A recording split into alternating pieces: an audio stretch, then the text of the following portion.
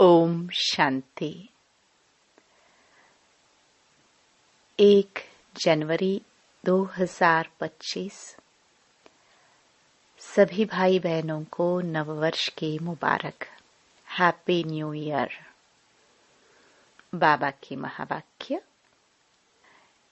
मीठे बच्चे, तुम ज्ञान की बरसात कर हरियाली करने वाले हो।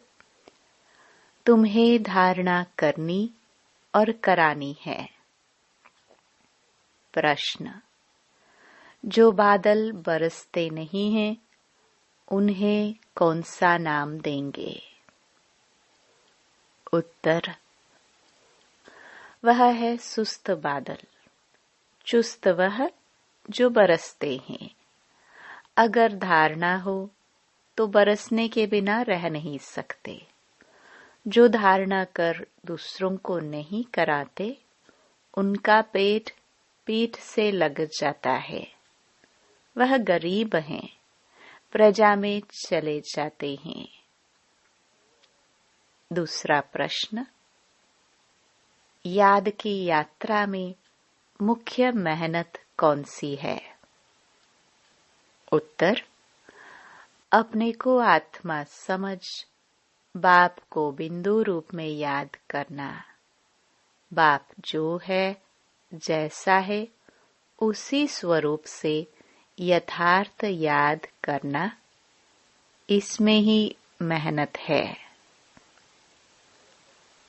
गीत जो पिया के साथ है। ओम शांति। जैसे सागर के ऊपर में बादल हैं, तो बादलों का बाप हुआ सागर। जो बादल सागर के साथ हैं, उनके लिए ही बरसात है। वह बादल भी पानी भरकर फिर बरसते हैं। तुम भी सागर के पास आते हो भरने के लिए।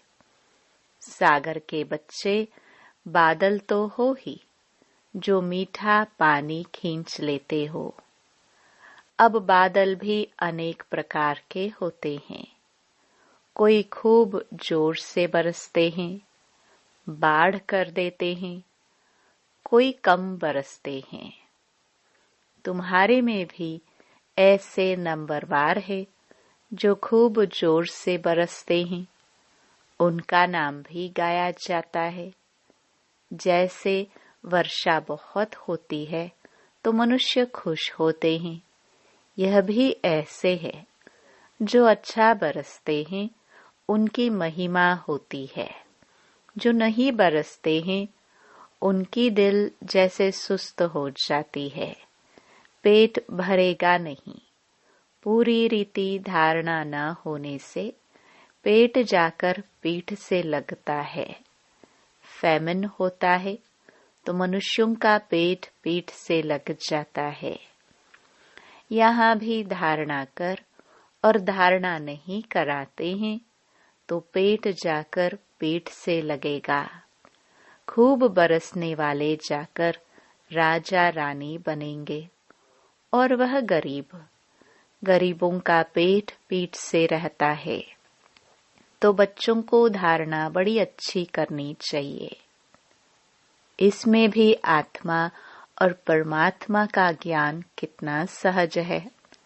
तुम अब समझते हो, हमारे में आत्मा और परमात्मा दोनों का ज्ञान नहीं था, तो पेट पीठ से लग गया ना।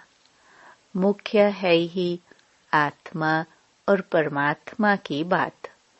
मनुष्य आत्मा को ही नहीं जानते हैं, तो परमात्मा को फिर कैसे जान सकेंगे?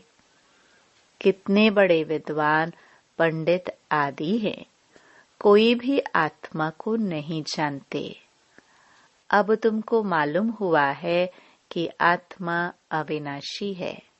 उसमें 84 जन्मों का अविनाशी पाठ नोंधा हुआ है, जो चलता रहता है। आत्मा अविनाशी तो पाठ भी अविनाशी है। आत्मा कैसा ऑलराउंड पार्ट बजाती है, यह किसको पता नहीं है। वह तो आत्मा सुपरमात्मा कह देते हैं। तुम बच्चों को आदि से लेकर अंत तक पूरा ज्ञान है। वह तो ड्रामा की आयु ही लाखों वर्ष कह देते। अभी तुमको सारा ज्ञान मिला है। तुम जानते हो इस बाप के रचे हुए ज्ञान यज्ञ में ये सारी दुनिया स्वाहा होनी है। इसलिए बाप कहते हैं देह सहित जो कुछ भी है ये सब भूल जाओ, अपने को आत्मा समझो। बाप को और शांति धाम स्वीट होम को याद करो। यह तो है ही दुख धाम। तुम्हारे में भी नंबरवार पुरुषार्थ अनुसार समझा सकते हैं। अभी तुम ज्ञान से तो भरपूर हो। बाकी सारी मेहनत है याद में। जन्म जन्मांतर का देह अभिमान मिटाकर देही अभिमानी बने, इसमें बड़ी मेहनत है। कहना तो बड़ा सहज है, परंतु अपने को आत्मा समझे और बाप को भी बिंदु रूप में याद करे, इसमें मेहनत है। बाप कहते हैं मैं जो हूँ जैसा हूँ ऐसा कोई मुश्किल याद कर सकते हैं। जैसे बाप वैसे बच्चे होते हैं ना। अपने को जाना तो बाप को भी जान जाएंगे। तुम जानते हो पढ़ाने वाला तो एक ही बाप है, पढ़ने वाले बहुत हैं। बाप राजधानी कैसे स्थापन करते हैं वह तुम बच्चे ही जानते हो। बाकी यह शास्त्र आदि सब है भक्ति मार्ग की सामग्री। समझाने के लिए हमको कहना पड़ता है। बाकी इसमें घृणा की कोई बात नहीं है। शास्त्रों में भी ब्रह्मा का दिन और रात कहते हैं, परंतु समझते नहीं। रात और दिन आधा आधा होता है। सीढ़ी पर कितना सहज समझाया जाता है। मनुष्य समझते हैं कि भगवान तो बड़ा समर्थ है, वह जो चाहे सो कर सकते हैं। लेकिन बाबा कहते मैं भी ड्रामा के बंधन में बंधा हुआ हूँ। भारत पर तो कितनी आफतें आती रहती हैं, फिर मैं घड़ी घड़ी आता हूँ क्या? मेरे पाठ की लिमिट है। जब पूरा दुख होता जाता है तब मैं अपने समय पर आता हूँ। 1 सेकंड का भी फर्क नहीं पड़ता है। ड्रामा में हर एक का एक्यूरेट पार्ट नोंधा हुआ है। यह है हाईएस्ट बाप की रीइंकार्नेशन। फिर नंबरवार सब आते हैं, कम ताकत वाले। तुम बच्चों को अभी बाप से नॉलेज मिली है, जो तुम विश्व के मालिक बनते हो। तुम्हारे में फुल फोर्स की ताकत आती है। पुरुषार्थ कर तुम तमो प्रधान से सतो प्रधान बनते हो। औरों का तो पाठ ही नहीं है। मुख्य है ड्रामा, जिसकी नॉलेज तुमको अभी मिलती है। बाकी तो सब हैं मटेरियल, क्योंकि वह इन आंखों से देखा जाता है। वंडर ऑफ द वर्ल्ड तो बाबा है, जो फिर रचते भी स्वर्ग है, जिसको हेवन पैराडाइज कहते हैं। उनकी कितनी महिमा है। बाप और बाप के रचना की बड़ी महिमा है। ऊंच ते ऊंच हैं भगवान, ऊंच ते ऊंच स्वर्ग की स्थापना बाप कैसे करते हैं, यह कोई भी कुछ भी नहीं जानते हैं। तुम मीठे मीठे बच्चे भी नंबरवार पुरुषार्थ अनुसार जानते हो और उस अनुसार ही पद पाते हो। जिसने पुरुषार्थ किया वह ड्रामानुसार ही करते हैं। पुरुषार्थ बिगर तो कुछ मिल ना सके। कर्म बिगर 1 सेकंड भी रह नहीं सकते। वह हठ योगी प्राणायाम छड़ा लेते हैं, जैसे जड़ बन जाते हैं, अंदर पड़े रहते हैं। ऊपर मिट्टी जम जाती है। मिट्टी के ऊपर पानी पड़ने से घास जम जाती है, परंतु इसमें कुछ फायदा नहीं। कितना दिन ऐसे बैठे रहेंगे? कर्म तो जरूर करना ही है। कर्म सन्यासी कोई बन न सके। हाँ, सिर्फ खाना आदि नहीं बनाते हैं, इसलिए उनको कर्म सन्यासी कह देते हैं। यह भी उन्हों का ड्रामा में पार्ट है। यह निवृत्ति मार्ग वाले भी नहीं होते तो भारत की क्या हालत हो जाती। भारत नंबर 1 प्योर था। बाप पहले पहले प्योरिटी स्थापन करते हैं, जो फिर आधा कल्प चलती है। बरोबर सतयुग में एक धर्म एक राज्य था। फिर डेटी राज्य अब फिर से स्थापन हो रहा है। ऐसे अच्छे अच्छे स्लोगन बनाकर मनुष्यों को सुजाग करना चाहिए। फिर से डेटी राज्य भाग्य आकर लो। अभी तुम कितना अच्छी रीति समझते हो। श्री कृष्ण को श्याम सुंदर क्यों कहते हैं, यह भी अभी तुम जानते हो। आजकल तो बहुत ही ऐसे ऐसे नाम रख देते हैं। श्री कृष्ण से कंपटीशन करते हैं। तुम बच्चे जानते हो पतित राजाए कैसे पावन राजाओं के आगे जाकर माथा टेकते हैं, परंतु जानते थोड़े ही हैं। तुम बच्चे जानते हो जो पूज्य थे वही फिर पुजारी बन जाते हैं। अभी तुम्हारी बुद्धि में सारा चक्र है। यह भी याद रहे तो अवस्था बड़ी अच्छी रहे, परंतु माया सिमरण करने नहीं देती है, भुला देती है। सदैव हर्षित मुख अवस्था रहे तो तुमको देवता कहाँ जाए। लक्ष्मी नारायण का चित्र देख कितना खुश होते हैं। राधे कृष्ण अथवा राम आदि को देख इतना खुश नहीं होते, क्योंकि श्री कृष्ण के लिए शास्त्रों में हंगामे की बातें लिख दी हैं। ये बाबा बनता भी श्री नारायण है ना। बाबा तो इन लक्ष्मी नारायण के चित्र को देख खुश होते हैं। बच्चों को भी ऐसे समझना चाहिए।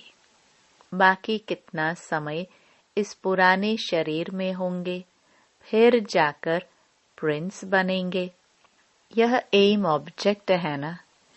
ये भी सिर्फ तुम जानते हो। खुशी में कितना गदगद होना चाहिए। जितना पढ़ेंगे उतना ऊंच पद पाएंगे। पढ़ेंगे नहीं तो क्या पद मिलेगा। कहाँ विश्व का महाराजा महारानी, कहाँ साहूकार, प्रजा में नौकर चाकर। सब्जेक्ट तो एक ही है, सिर्फ मन मना भव, मध्याजी भव। अलफ और बे, याद और ज्ञान, इनको कितनी खुशी हुई। अलफ को अल्लाह मिला, बाकी सब दे दिया। कितनी बड़ी लॉटरी मिल गई। बाकी क्या चाहिए। तो क्यों ना बच्चों के अंदर में खुशी रहनी चाहिए। इसलिए बाबा कहते हैं ऐसा ट्रांसलाइट का चित्र सबके लिए बनवाए जो बच्चे देखकर खुश होते रहें। शिव बाबा ब्रह्मा द्वारा हमको ये वर्षा दे रहे हैं। मनुष्य तो कुछ नहीं जानते हैं, बिल्कुल ही तुच्छ बुद्धि है। अभी तुम तुच्छ बुद्धि से स्वच्छ बुद्धि बन रहे हो, सब कुछ जान गए हो और कुछ पढ़ने की दरकार नहीं। इस पढ़ाई से तुमको विश्व की बादशाही मिलती है, इसलिए बाप को नॉलेजफुल कहते हैं। मनुष्य फिर समझते हैं, हर एक की दिल को जानते हैं, परंतु बाप तो नॉलेज देते हैं। टीचर समझ सकते हैं, फलाना पढ़ते हैं, बाकी सारा दिन यह थोड़े ही बैठ देखेंगे कि इनकी बुद्धि में क्या चलता है। ये तो वंडरफुल नॉलेज है। बाप को ज्ञान का सागर, सुख शांति का सागर कहा जाता है। तुम भी अभी मास्टर ज्ञान सागर बनते हो, फिर यह टाइटल उड़ जाएगा। फिर सर्वगुण संपन्न 16 कला संपूर्ण बनेंगे। यह है मनुष्यों का ऊंच मर्तबा।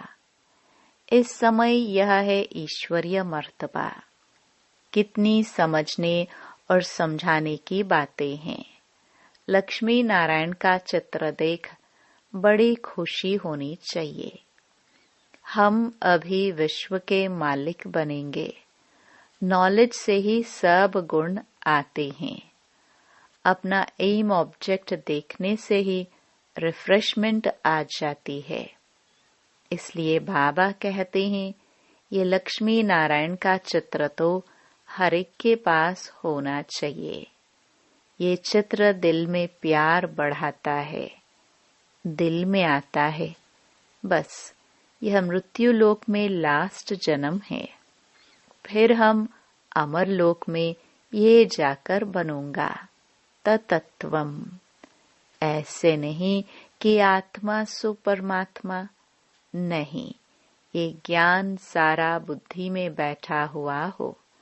जब भी किसको समझाते हो, बोलो हम कभी भी कोई से भीख नहीं मांगते।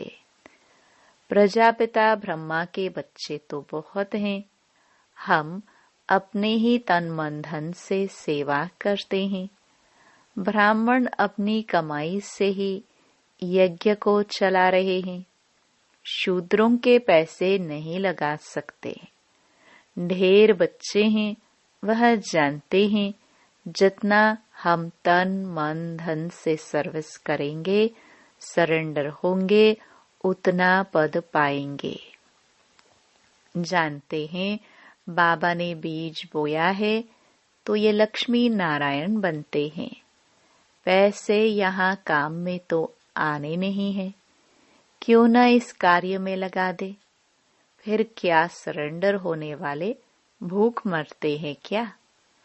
बहुत संभाल होती रहती है। बाबा की कितनी संभाल होती रहती है। यह तो शिव बाबा का रथ है ना। सारे वर्ल्ड को हेवन बनाने वाला है। यह हसीन मुसाफिर है। परमपिता परमात्मा तो आकर सबको हसीन बनाते हैं। तुम सांवरे से गोरा हसीन बनते हो ना। कितना सलोना साजन है, आकर सबको गोरा बना देते हैं। उन पर तो कुर्बान जाना चाहिए, याद करते रहना चाहिए। जैसे आत्मा को देख नहीं सकते, जान सकते हैं, वैसे परमात्मा को भी जान सकते हैं।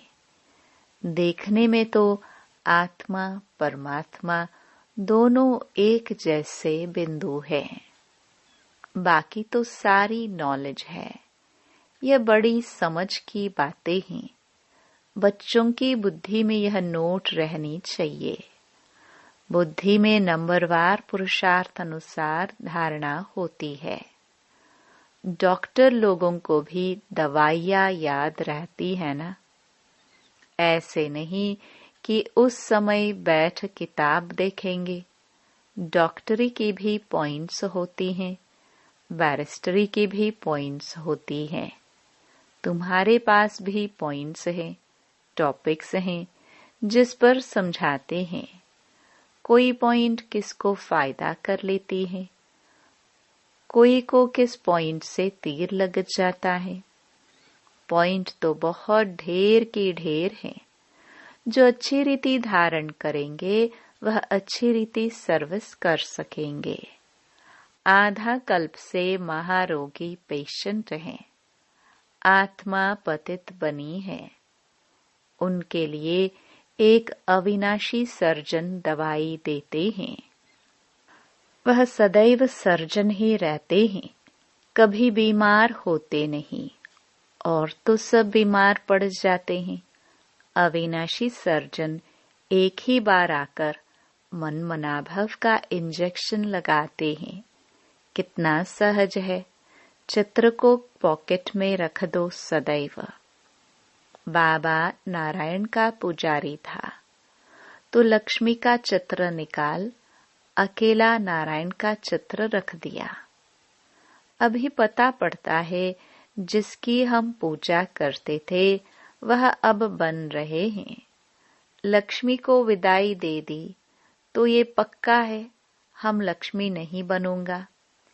लक्ष्मी बैठ पैर दबावे, ये अच्छा नहीं लगता था। उनको देखकर पुरुष लोग स्त्री से पैर दबवाते हैं। वहां थोड़ी लक्ष्मी ऐसे पैर दबाएंगी। ये रस्म रिवाज वहां होती नहीं। ये रस्म रावण राज्य की है। इस चित्र में सारी नॉलेज है। ऊपर में त्रिमूर्ति भी है। इस नॉलेज को सारा दिन सिमरन कर बड़ा वंडर लगता है। भारत अब स्वर्ग बन रहा है। कितनी अच्छी समझानी है।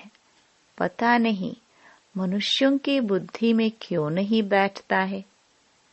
आगे बड़े जोर से लगेगी। भंबोर को आग लगनी है। रावण राज्य तो जरूर खलास होना चाहिए। यज्ञ में भी पवित्र ब्राह्मण चाहिए। ये बड़ा भारी यज्ञ है, सारे विश्व में प्योरिटी लाने का। वो ब्राह्मण भी भल ब्रह्मा की औलाद कहलाते हैं, परंतु वह तो खुख वंशावली है। ब्रह्मा की संतान तो पवित्र मुख वंशावली थे न, तो उन्हों को यह समझाना चाहिए। अच्छा, मीठे मीठे सिखिलदे बच्चों प्रति मात पिता बाप दादा का याद प्यार और गुड मॉर्निंग। रूहानी बाप की रूहानी बच्चों को नमस्ते। धारणा के लिए मुख्य सार। पहला, स्वच्छ बुद्धि बन वंडरफुल ज्ञान को धारण कर बाप समान मास्टर ज्ञान सागर बनना है। नॉलेज से सर्वगुण स्वयं में धारण करने हैं।